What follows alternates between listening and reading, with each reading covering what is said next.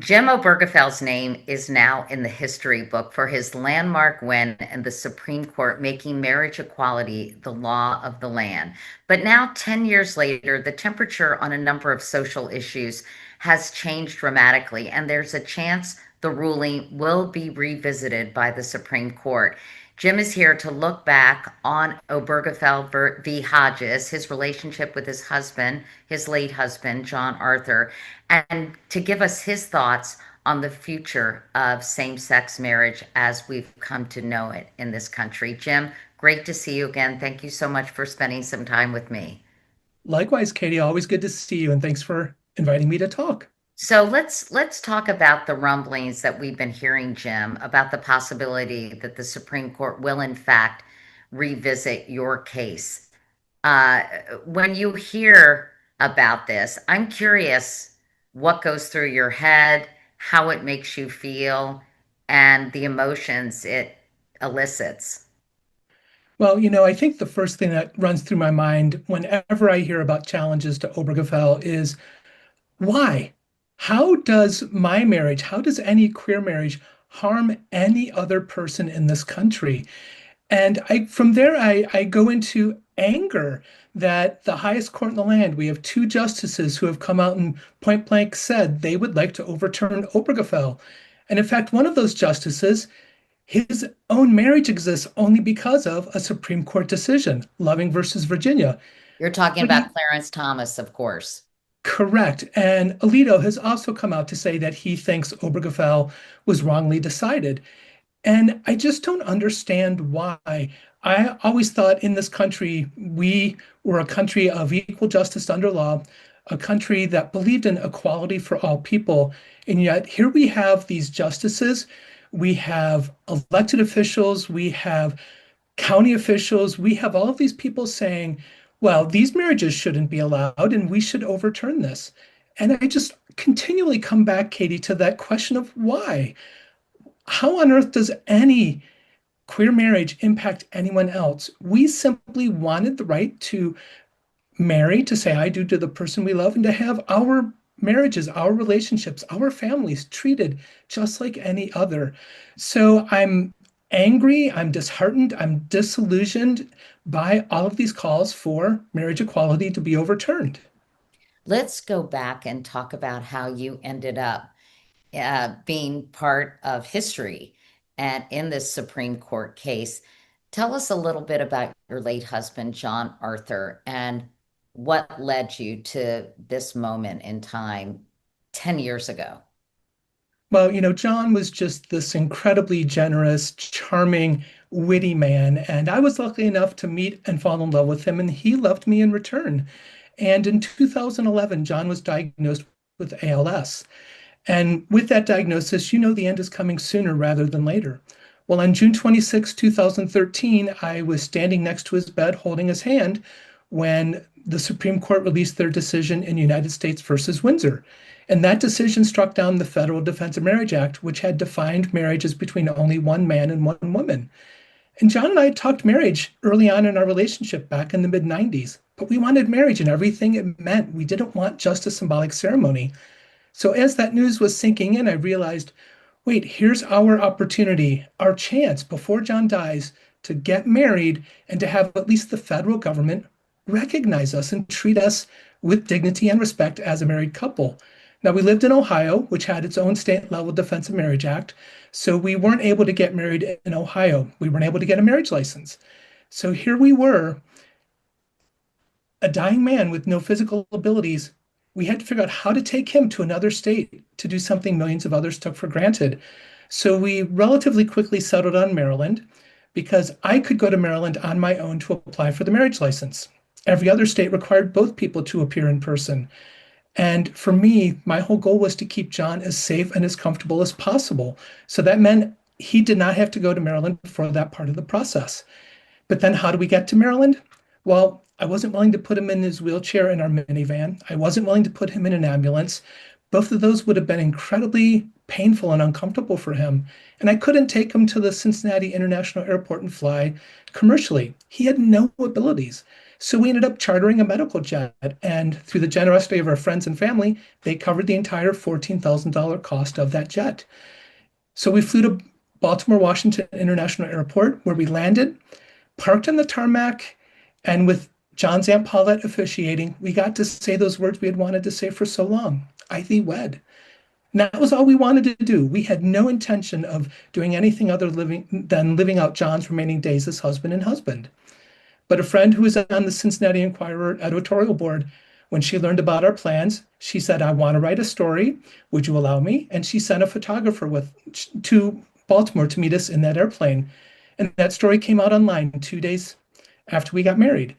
And friends were at a party where they ran into a civil rights attorney who knew nothing about us. They told him about us. 5 days later, after reaching out through those friends, he came to our home. And what he did in that initial meeting changed everything. He pulled out a blank Ohio death certificate and said, do you guys understand that when John dies, this will be wrong because of Ohio State Level Defense of Marriage Act. Here where it says marital status at time of death, Ohio will say John was unmarried. And the space for surviving spouse name, Jim, your name won't be there.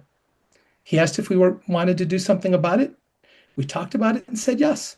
So 8 days after we got married, we filed suit in federal district court.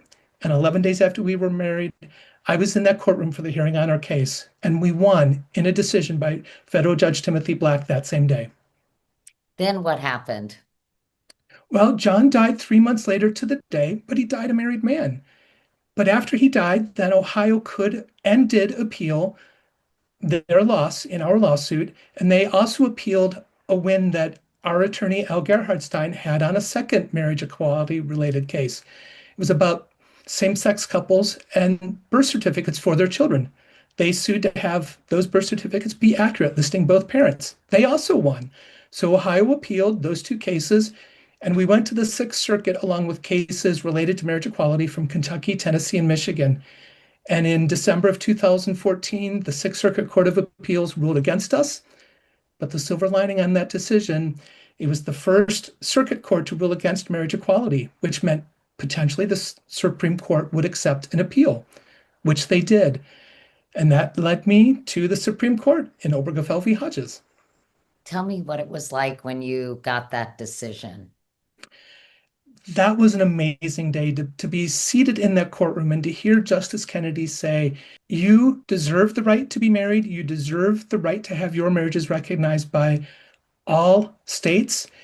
It was one of those moments when I realized for the first time in my life as an out gay man, I felt like an equal American. And then just to see the joy that happened in front of that courthouse, but then beyond June 26, 2015, across the country, people would stop me and hug me and share stories and tell me what that decision meant to them or someone they loved. I've had the joy of officiating around 30 weddings, and that has been just a beautiful thing to be able to do. And on top of that, I feel like I'm part of the hundreds of thousands of queer marriages that have happened since June 26, 2015. So these past 10 years have been amazing. I've been overjoyed at how people reacted to this decision, the difference it's made in their lives. And I love that kids are growing up knowing that marriage is an option for them, no matter who they are or whom they love. And to me, that's one of the greatest things that you can give a kid, and that's a future.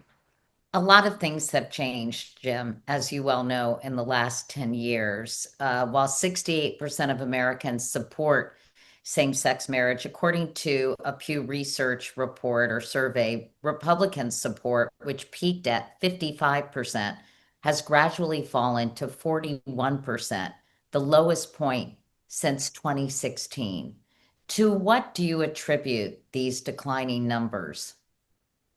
I attribute those declining numbers to the culture war that the current Republican Party, and especially their current president, has waged on people who are different.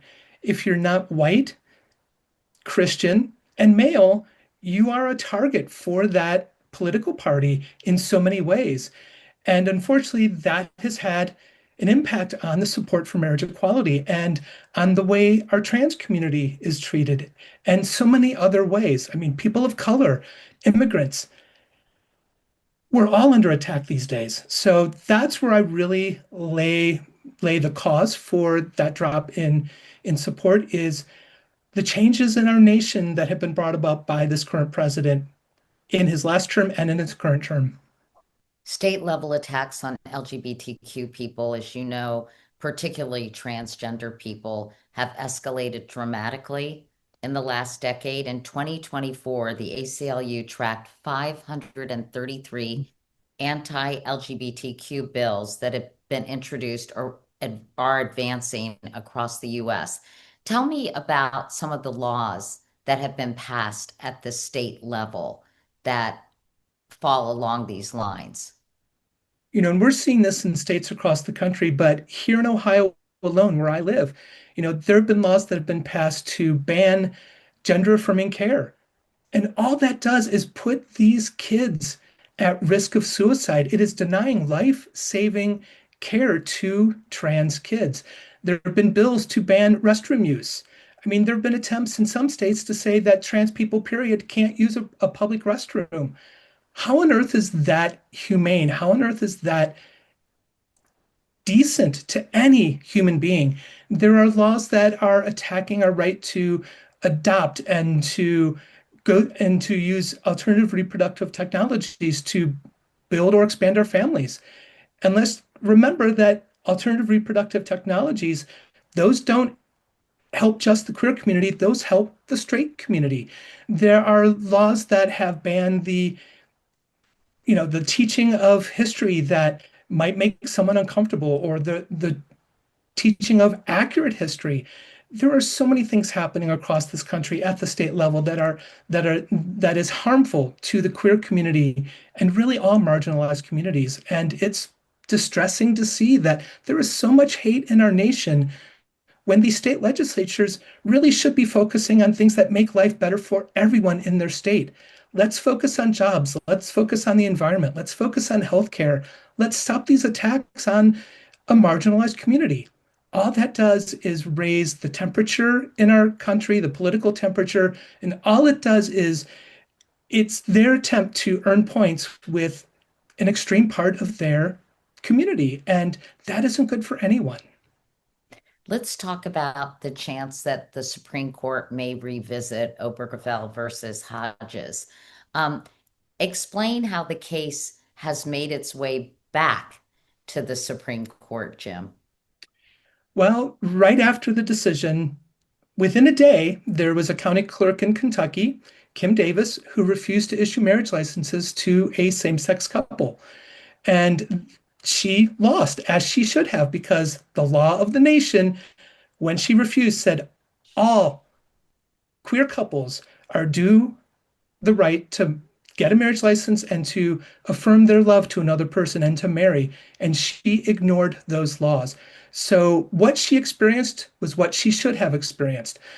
And part of that was being hit with fines because of her behavior and her refusal to treat her constituents as human beings who were due the rights affirmed by the Supreme Court. So she has now filed with the Supreme Court saying, please overturn Obergefell and in essence vacate these fees that I have been, or these fines that I have been, that have been levied against me, because marriage equality should not exist.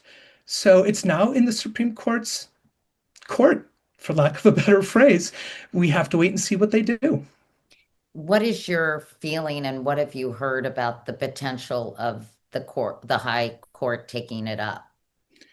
I hear from a lot of people, especially in the legal community and in the queer rights movement, who say, don't be worried, marriage equality should be okay. But that really does not make me feel comfortable, because that's what people said for decades when it came to abortion rights. They said, everyone in that court affirmed in their confirmation hearings that they considered Roe versus Wade as settled law, as precedent. Well, that was settled law for 49 years, but it certainly did not prevent the majority on the Supreme Court from overturning that decision. So why should we feel safe about marriage equality, which has only been in place for 10 years when a 49-year precedent was overturned? So I try to be hopeful, I try to be optimistic, but I just don't trust the Supreme Court, especially when two of them have come out point blank and said, we would like to overturn Obergefell. In fact, the makeup of the Supreme Court is dramatically different, as you well know, Jim, than it was 10 years ago when gay marriage became legal. The author of the majority opinion, Justice Anthony Kennedy, as well as Justice Ruth Bader Ginsburg and Stephen Breyer, are no longer on the court. The additional judges, Neil Gorsuch, Brett Kavanaugh, Amy Coney Barrett, now a solid 6-3 conservative majority reigns. How much of an impact do you think that will have on A, their decision to take up the case, and B, ultimately what decision will be handed down? I don't think we can underestimate the impact of the change in the court composition. We do have an extremely conservative majority on the court, evidenced by their decision to overturn Roe, even though they all said that Roe was settled law, it was precedent. So there is an undercurrent of basing decisions, this is from my perspective, but basing decisions on their individual religious beliefs, on their individual faiths. And if they allow that to color their decision on whether or not they accept that filing from Kim Davis and how they would eventually rule on Obergefell, then in my opinion, they are going completely against what this nation is supposed to stand for. You know, people left the old world to come to the new world because they were persecuted for their religious beliefs. That's why we have freedom of religion in our Constitution. And yet we have a high court now where, again, this is my opinion, there is a majority who is more than willing to use their personal religious beliefs to influence and impact their decisions on rights that impact every person in this country, regardless of their religious beliefs. So I am worried what could happen in the future with this court the way that it currently is. In fact, Jim, Kim Davis argues that her religious rights were infringed upon because she does not believe in gay marriage, right? Her religion Mhm. prohibits gay marriage. So that's an interesting perspective because now the Supreme Court has people who I think are using sort of religion and religious principles to direct some of their decisions. Right. And that terrifies me. And what I would ask them is if you are going to say that her religious beliefs were somehow harmed because queer people exist and queer people want to engage in the civil right of marriage, well, then what will happen when, let's say, a mixed faith couple comes before her or another clerk of court who their religious belief is that a Catholic and a Jew should not marry, or a Christian and a Jew should not marry, or a Christian and a Or how Muslim, about a black and a white person should not marry? or a black person and a white person, or an Asian American and a white American. Where does the discrimination end? This nation is a nation of laws that are supposed to protect everyone. And we are a nation of diverse faith. We are a nation of people who have no faith, and we have to learn to live together. And for Kim Davis to say, well, issuing that marriage license harms my religious beliefs, I have to ask, and this goes out to a lot of people who say, well, the existence of queer people, the right to marry, those things harm my deeply held religious beliefs. Well, how deeply held can they truly be if the existence of another person who's different from you somehow harms them, undermines it, or makes you less secure in your religious faith? To me, that does not sound like a deeply held religious belief. What would you say to people who are hoping that Obergefell v. Hodges is in fact overturned?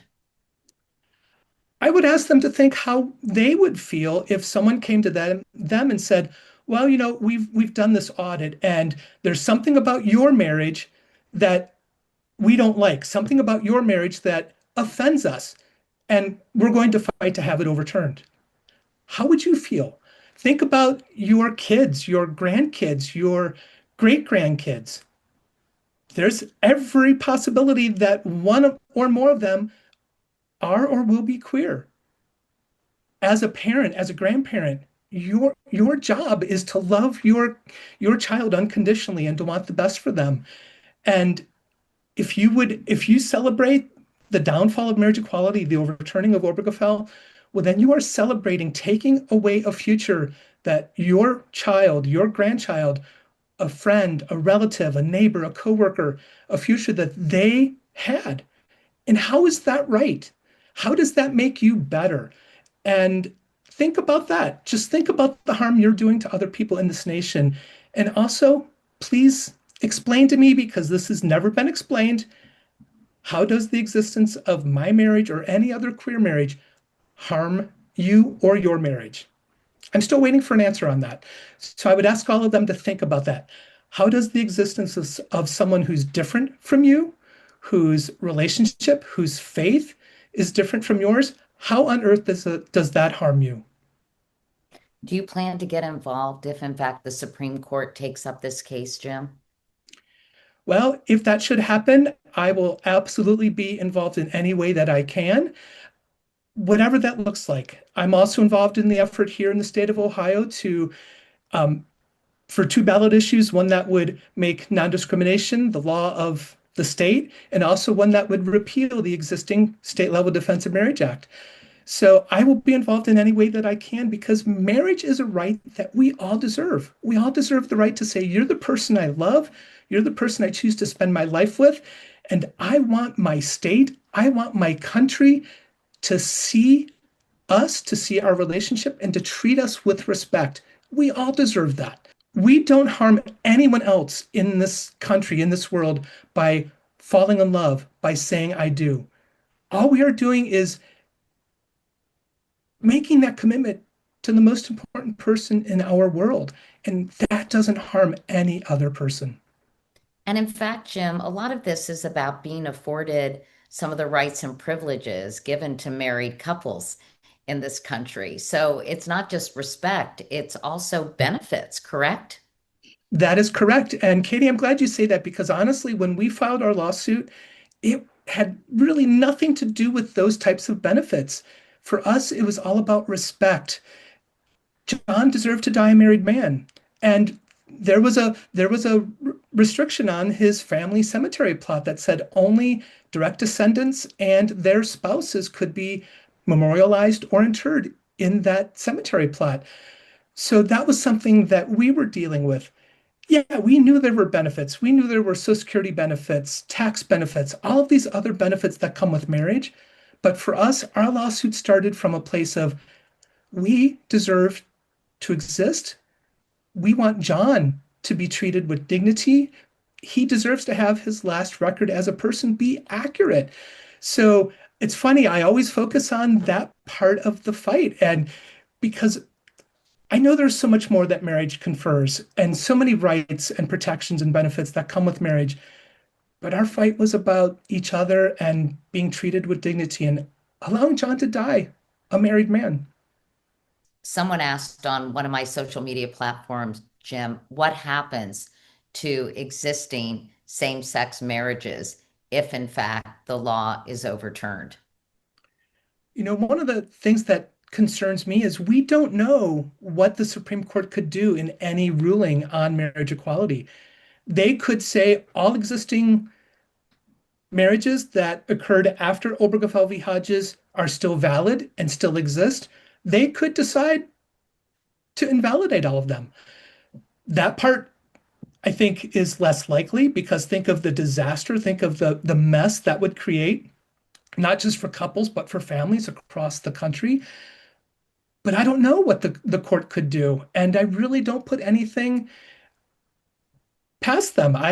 They scare me. I'm worried about what could happen to marriage and existing marriages as well. So it's a great question. I don't have an answer.